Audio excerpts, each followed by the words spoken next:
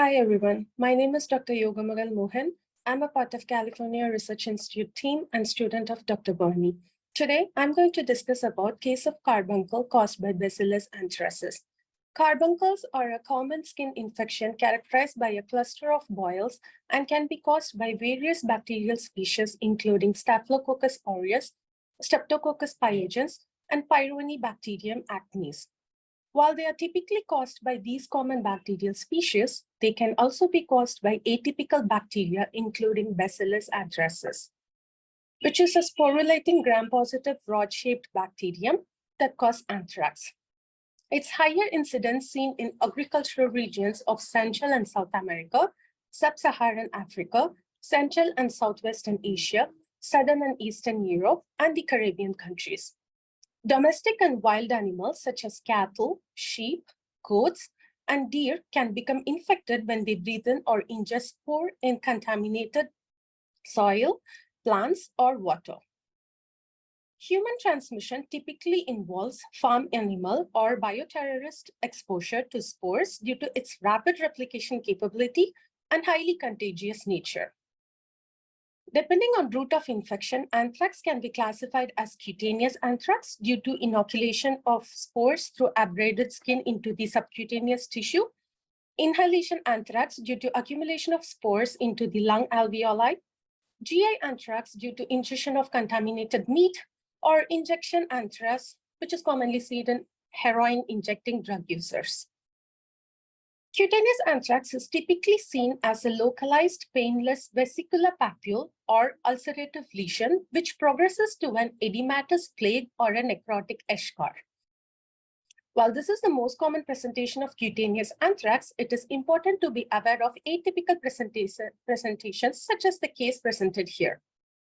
We had a 39-year-old female patient presented with excruciating posterior left lower back pain, has well-demarcated pus-filled ulcerated lesion with creamy white discharge.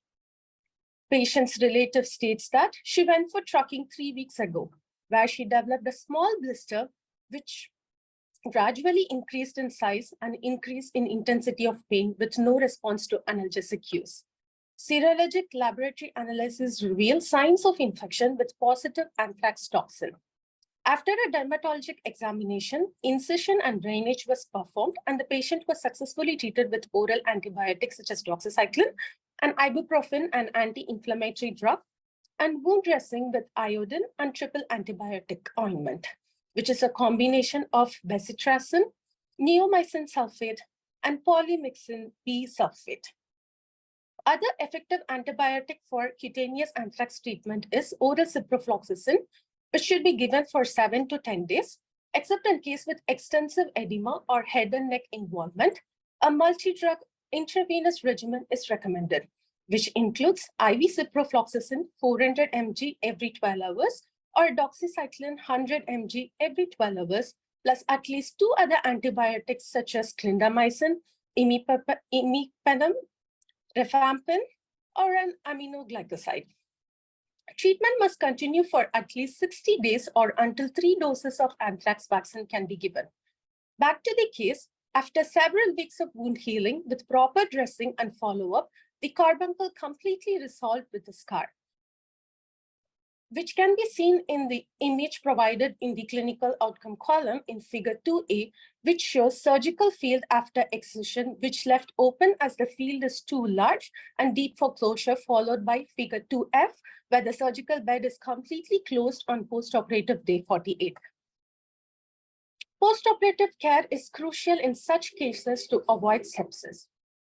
Post-exposure prophylaxis include administration of immunotherapy, such as polyclonal plasmapheresis horse serum or polyclonal human IgG, as well as monoclonal antibodies, which include raxibacumab and obligatoximab for at least 4 weeks. It is indicated when inhalation exposure is suspected. Antibiotics such as doxycycline 100 mg or ciprofloxacin 500 mg twice a day for a total of 60 to 30 days or until patients have received at least 3 doses of vaccine is recommended. Pre-exposure prophylaxis is available for the high-risk individuals like military personnel, laboratory technicians, veterinarians, and textile mill employees processing imported animal hairs. But travelers or individuals who go for trekking, especially to Asia, South America, and South Africa, and also forest officers must also be included in this list as high-risk individuals. The vaccine is recommended to be administered on day 0, 14, and 28. In conclusion, cutaneous anthrax is differentiated from carbuncle with its clinical presentation as painless lesion with blackish scar. However, as evident from this case, it may not be the only distinguishing feature. Maintaining a healthy skin barrier by simple means of maintaining adequate hydration, applying daily moisturizers, wound dressing, and administering oral and topical medications regularly can reduce incidence and recurrence of skin infections. Thank you.